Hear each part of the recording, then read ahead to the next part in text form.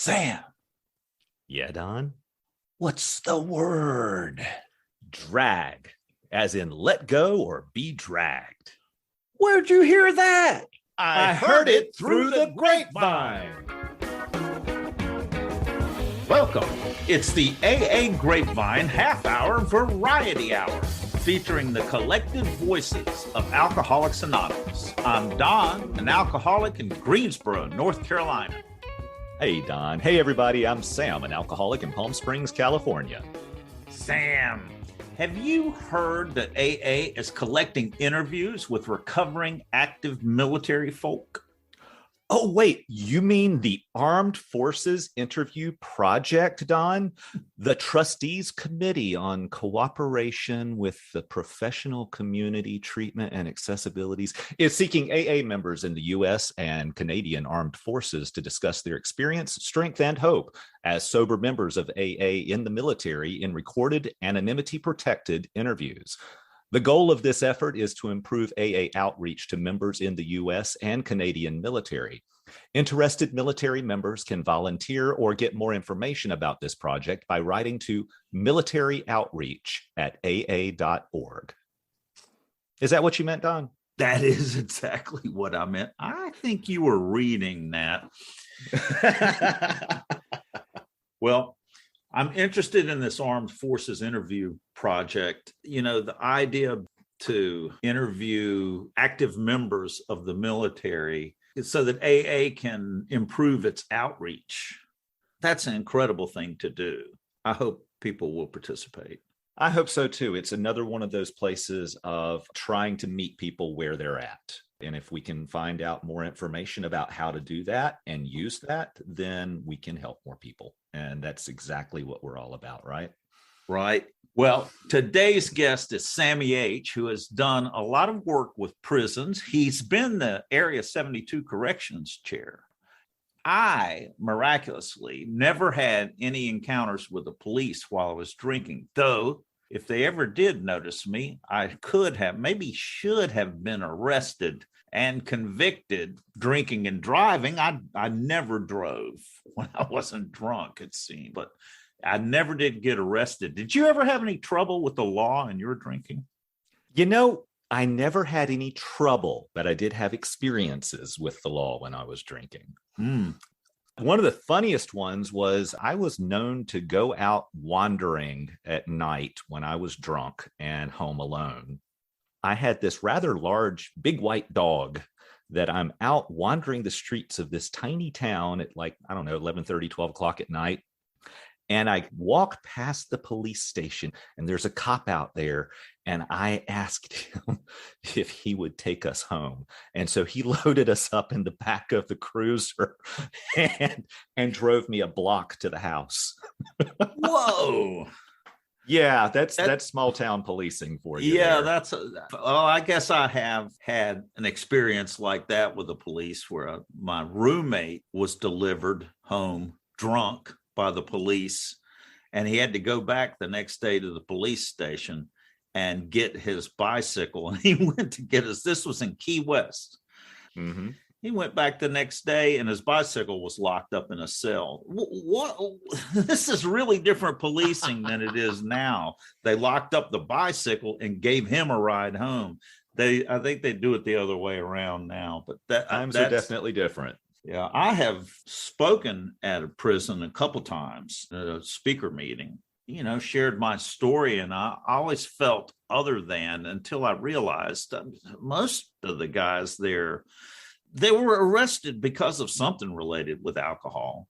And I was always drunk, and all it would have taken is for me to get caught at something. Yeah, I would have been sitting in a cell very easily.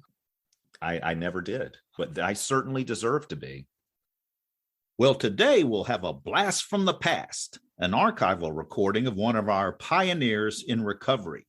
We'll hear some of Sister Ignatia's memories of working with Dr. Bob in the early days of AA. The recording was made in 1954.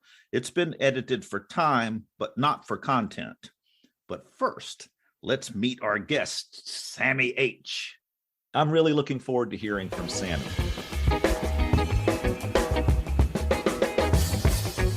Hey, I'm Sammy. I'm an alcoholic, and my sobriety date is November 9th, 2009. And I currently live in Puerto Escondido on the southern coast of Mexico. My home group is the Grateful Live group. It is the only English-speaking meeting here, and I'm stoked to be with y'all. Sammy, thanks for joining us. You said the southern coast of Mexico. Mm-hmm. Beautiful. What is AA like there? So one of the things, it's really interesting because there is a huge Spanish speaking fellowship here. They have different meeting halls and things like that. I mainly participate in the English speaking AA meeting, and it is difficult because we have one English speaking meeting. It meets 3 times a week. I live in a very party heavy surf town. It's very transitionatory. We have maybe depending on what time of the year it is, during off season, we might have 5-6 people that are attending the meeting. And then during high tourist season, we could have 40, 50 people in the meeting. So it can be hard because you make friends with somebody and then they are here for a couple months and then they leave. But it's also a bonus, because we're getting experience from people all over the world, who are coming and participating in our meeting. So you're one of the anchor people for that meeting because you're always there. You're making sure AA is there for those visitors. Yeah, and it's cool because there's a group of us that are in our mid 30s, early 40s, typically younger than the average age, and our home group didn't have service positions. So one of the things we did was we all live here, we want to be involved. Let's create these service positions that we can do. Woohoo! Nice. Yes, because you've got a background of service.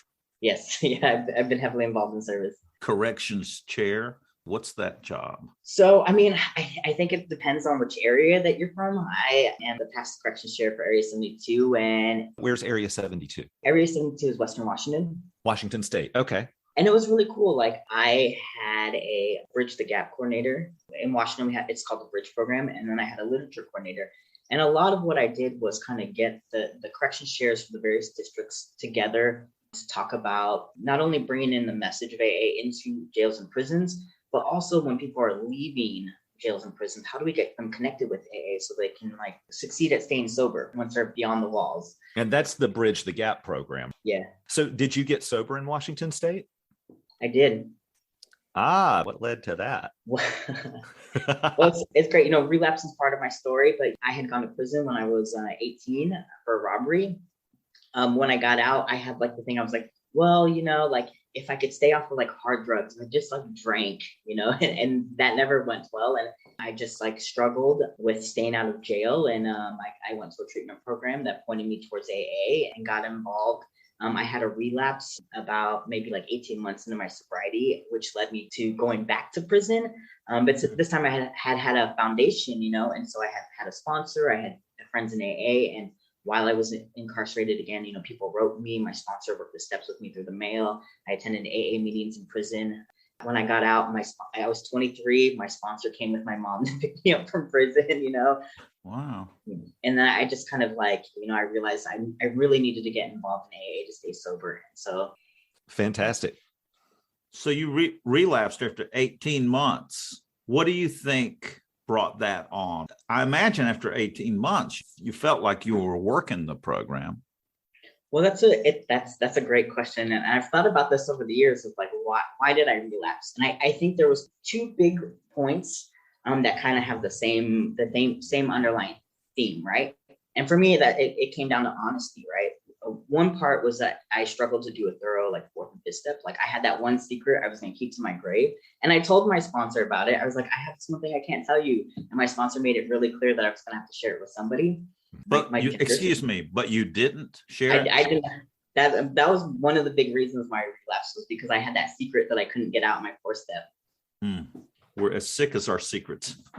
Yeah, exactly. And then another big thing was when I came to AA, I was a young woman, and I had gender stuff. When I first came to AA, I was 20. I'd never taken a legal drink, and I felt so different than the people around me. I didn't want another thing to set me apart. So all of this stuff of who I truly was, I just stuffed all that stuff, and so I couldn't be honest in my 4th step, and I couldn't be honest with myself and the people around me around who I was, And so when I came back, I was I don't want to get loaded again. I don't want to drink again. I had to figure out a way to be able to do an honest 4th step, and then also be honest with myself, honest with myself and honest with the people around me, no matter how uncomfortable it was. Mm. And in doing that, you discussed the gender issues. I don't have the language here. Yeah, no, so when I came back in AA, I'm so glad that I had a sponsor that was like, I had a sponsor that was like, seek outside help, like you have some stuff that can't be dealt with in AA, like go talk with a therapist. And I did that. And, they say, don't make any big changes your first year of sobriety. And so I waited until I had like a year and a month of sobriety. And then me and my therapist, my doctor, we decided that the next right indicated step was to go through a gender change. And it was really interesting in AA, because I was really afraid, because it's not something that you can kind of hide, going from female to male, like it's very noticeable. Yeah. And I struggled with my fear around like how people were going to see me or treat me. And I struggled with like the actual ways that people like treated me, but that really pushed me. I had this, my service sponsor mentor, he really pushed me into getting more involved in service, because I would like say like this happened or I don't like this, and he's like, well, do something about it, like get involved, make the changes that you need to like feel like you belong here, And that led to a motion going before the General Service Conference did. Yes, my service sponsor kind of like walked us through the steps of like how to create a motion. And me and some of my friends created this motion asking that the General Service Conference create literature for trans people. And it went through the home group, it went to the district, it went to the area. And at the time I was an all DCM. And at the area, some of the DCMs were like, well, let's bypass our assembly process. We have one assembly a year. Wait a minute, DCM, what's a DCM? A district committee member, the person who kind of represents the district. And one other question, since we're in that moment of what is a service sponsor? So for me, my service sponsor is somebody who has more experience in service than me and who is well-versed in not only the traditions, but the 12 concepts for world service as well. And so at the area level, this motion? Yes, some of the DCMs were like, well, let's bypass the assembly process and let's shoot it directly to the General Service Conference. And some of our past delegates were like, no, we have a process for a reason, right? And what as an area, we took a whole year to talk about this motion, right? Mm-hmm. And at first I was like, I don't know if I agree with this. I want this to go straight away. But that process, that year of talking about was so instrumental of like educating the area and like the groups of like, what are some of the barriers that trans alcoholics experience in AA? It was kind of like, it was perfect. It was like my higher power working in my life. Bring everybody along with you. Yeah. Yeah. That's fantastic. I've heard it said that AA moves at the speed of trust, and to push something forward, and like, that's not the way that we do it. Yeah. So you felt other than outside of AA, it's like, I'm different. I can't fit in. Yet the solution was to get more into AA and start doing service work. I mean, this was going on at the same time. You're changing genders and doing service work at the same time? Yeah, I started off, I was the district public informations chair, and then I moved to being the alt DCM. Yeah, it was cool. And then just getting more involved in general service. It was the thing that AA is a microcosm of the greater world, right? So not everybody was like that great to me. But then I'd have experience where like the delegate would be like, oh, I never asked you, like, what pronouns do you use, right? And me being blown away because it's like a gray-haired old lady asking me about my pronouns and being like, wow, okay, like maybe there is a place, in AA for me. Or like, I have all these, I call them my AA grandpas who like swoop me up. We go fishing, like we go like salmon fishing and halibut fishing and do these fishing trips. And I've gotten to have these great experiences where people who are really, really different than me like just kind of brought me into their fold, right? And they take me to do things that like they do with other guys, That is AA in that. It is. I mean, it's plain that you're different as you're changing genders, but who doesn't feel like they're other than? And the solution is to go deeper and do more in AA rather than back away. Well, I think that one of the things that service did for me was that it introduced me to a wider group of people, right? When you're getting sober in these small towns with like these set amount, like something as drastic as a gender change, like so many people are uncomfortable with that, and like, what do we do when we're uncomfortable? We kind of stay away from it, Yeah. And so like getting involved in service just opened up my community in this big way that I like got to like meet people all over the place. And also like I got to meet other trans people. Like for a long time, I was like, I'm the only one, I'm so unique. and getting involved in service and like going to Eastern Washington or going to a different state, to do some service thing. I got to meet other trans people and see that like, oh, I'm not alone, or like my experiences aren't unique. Other people are struggling with these things. And a huge part of my recovery is connection to other people. It's been the same thing for me. As a gay man, whenever I came into the rooms, I was absolutely terrified of straight men in these meetings. I was going only to the gay meetings because I didn't want to get beat up. There were not enough gay meetings for me to go to 90 and 90. So I wound up going to the mainstream meetings. Lo and behold, I saw gay people in there that I saw in the gay meetings. And wow, these straight men weren't like threatening me but I needed that step in because I felt other as well. I felt other too, but that's just because I'm an artist. Yeah, you're just so weird. I'm different than the rest of you. You're just weird, Don. That's okay.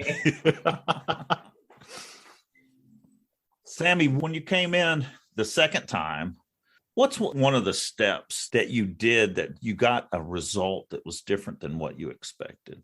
The fourth and fifth step, so many people talk about like, oh, I have like this experience. And like, for me, when I finally was able to do a thorough fourth and fifth step, I just felt really empty and I didn't know what to do with that, and it wasn't until like step 9, when I was actually going out and making amends, that I like got some relief. And that was kind of the most surprising thing, because I had done a lot of like horrible things to people, and making amends for these things, I just thought that people were going to like hate me. And the reactions from people of like going and making amends and doing financial amends and things like that was just like, it was really surprising to me, where people, they didn't hate me, they were upset, but I got to clean up a lot of that stuff. That step 9 work is really some amazing stuff.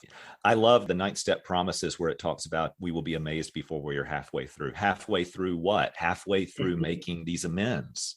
Yes. The amends are the real gold, I think. Same was true for me. The 4th and 5th, which is to make an inventory and share it with another person. And I had been in therapy for years, and I felt it was very much like that in many ways. So it was like, okay.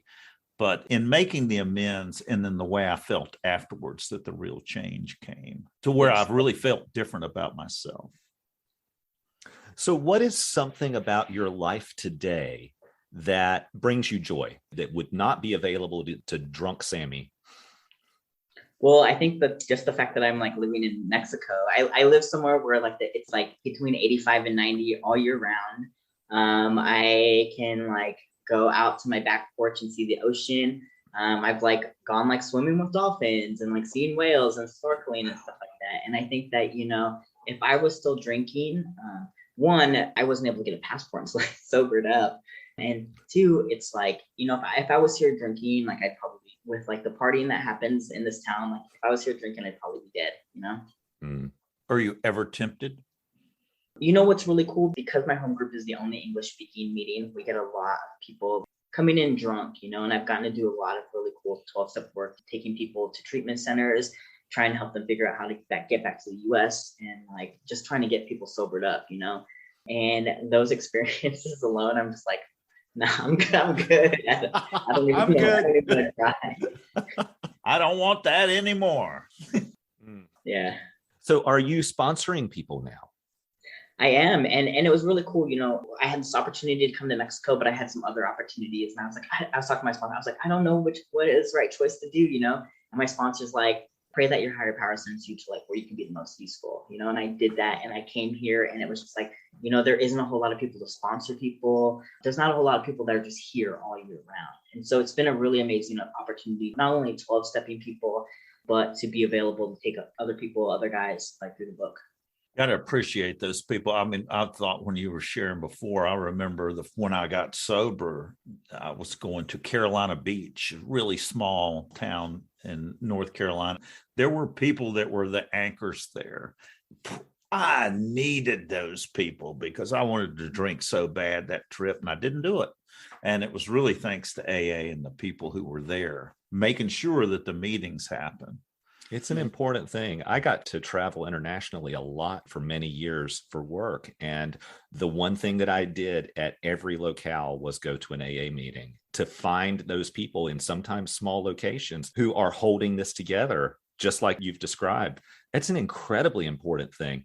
For the longest time, my going to these meetings, traveling was kind of AA tourism until one day it showed up that I really needed a meeting because I'm in trouble. And I knew where to go and I was able to do it. And y'all were there. Well, I'm super grateful for like the anchors even before me, because when I came here, it was middle of COVID. The guy that started the meeting, Dan, the meeting's been going on for 30 years, and there'd be times where like he'd be the only one that showed up, and it would just be us two having a meeting. Like the town was shut down, there wasn't any tourism or whatever. Well, and I'm grateful that we have a ton of old timers that have been coming like every high season for like the last 30 years, and so there's a really cool group of people here. That's great. Well, Sammy, thanks for joining us today. It's been a real joy getting to know you. It's been a pleasure.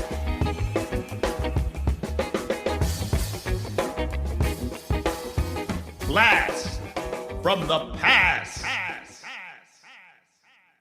Dr. Bob, as he is known in AA, was a member of the active staff at Akron City Hospital. Dr. Bob operated occasionally at St. Thomas after its opening. He was appointed to the staff in 1934. During this time, Dr. Bob's true character and noble qualities were revealed to me through our many professional contacts. Whenever he called about a patient, I recognized his deep, resonant voice over the telephone. With his rich New England accent, he would say, "Sister, may I have a bed?" He rarely came into the hospital without visiting the admitting office. I have many happy memories of these little visits. Dr. Bob was the essence of professional dignity, had a fine sense of humor, and an exceptional vocabulary. With a little humorous phrase or an original slang expression, he could bring into the conversation an air of finality which left no room for criticism or comment. He had no time for idle chatter and would always make his point quite clear in as few words as possible. Now, as I look back over the years, I realize that Dr. Bob was slowly but surely preparing me for the great project he had in mind. We often discussed the problem of alcoholism and the tragedies caused by excessive drinking. The individual given to alcoholic addiction is frequently a wreck of humanity, broken in body and soul, mind and heart, and is unable to help himself. His loved ones suffer too. Both did not usually admit alcoholics as such, rather only if they had been in an accident or suffered from some serious illness. If they were admitted, they would often develop delirium tremens because doctors treated them for what they considered their major illness, sometimes overlooking the fact that they were also alcoholics who needed tapering off. One day, to my great surprise, Dr. Bob told me about his own drinking problem. I could hardly believe it, as I had never seen Doctor under the influence. He told me about his contact with the Oxford group and how, after attending meetings, he still found himself with the Bible in one hand and a glass in the other. He related his providential meeting with Bill, a New York broker, and he gave me a resume of all that had been accomplished between the years of 1935 and 39. Doctor was convinced that if his prospective patient could be taken from his environment and drinking companions and placed in a hospital under professional care, the individual would have a much better chance of being properly treated and indoctrinated in the philosophy of the Alcoholics Anonymous program. A few of the Akron hospitals admitted these patients for a time under varied diagnoses, but soon gave up the venture in favor of what they considered more serious illnesses. Dr. Bob was told in no uncertain terms to seek refuge for his jittering prospects elsewhere. I had never seen Doctor in a depressed mood before that memorable day. I thought that he was ill, but I soon learned the cause of his discouragement. As he explained, these thoughts were running through my mind. During the 11 years prior to the inauguration of this program, 1928 to 39, Had we not admitted many alcoholics under varied circumstances? I recall very distinctly coming to the chapel for prayer shortly after 5 one morning, only to be met by the night supervisor, who told me, in no unmistakable terms, that the next time I admitted a DT to the hospital, I had better stay up all night and run around the corridors after him. It didn't all end there either. Therefore, Doctor's plea struck a resonant chord. Prompted by the grace of God, a tentative plan was formulated. We cautiously admitted a patient under the expert care of Dr. Bob. Alcoholics Anonymous was so closely connected with the Oxford movement at that time that I feared we might become involved with a religious sect of some kind. I asked Father Vincent Hawes, a newly ordained priest in a neighboring parish, to attend some of the AA meetings at King's School. In fact, that was the only group in Akron at that time. Father Hawes was impressed and predicted that if they carried on as they were planning, Alcoholics Anonymous would probably become one of the greatest movements of our age in the conquest of alcoholism. Dr. Bob took a personal interest in all the ward activities. He visited the patient daily without salary until his health failed. He formulated a simple hospital plan to which we have always adhered. He screened most of the patients himself in the early days, either before or after they were admitted. After making rounds in the morning, he would often say to me, "Sister, Mr. So-and-so is not ready for this program." I would then give him a pathetic tale about the man's wife and little family and how his job was in jeopardy if he didn't get straightened out. Doctor would just shake his head and say, "Sister, he just isn't ready." Doctor was always right. I learned from experience that it was a waste of time to force anyone to accept the program.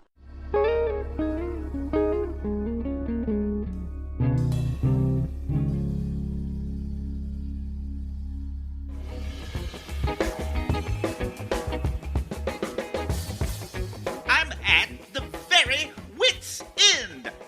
Cuckoo. Hey, Joe, how was your week?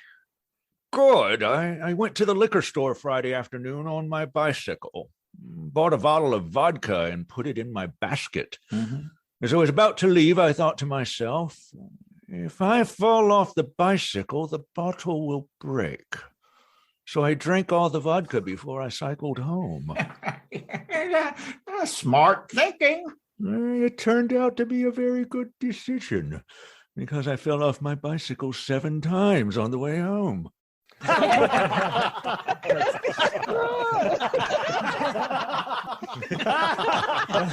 It's really not that funny. Thanks for joining us. The AA Grapevine Half-Hour Variety Hour is posted every Monday and is produced by AA Grapevine, Inc. We don't speak for AA as a whole. We share the experience, strength, and hope of members to help others recover from alcoholism. Podcast info, including how to call in, is at aagrapevine.org/podcast. Find AA Grapevine on Instagram and the AA Grapevine channel on YouTube. All things Grapevine are available at aagrapevine.org. If you want to know more about AA, Google Alcoholics Anonymous and your city or visit aa.org.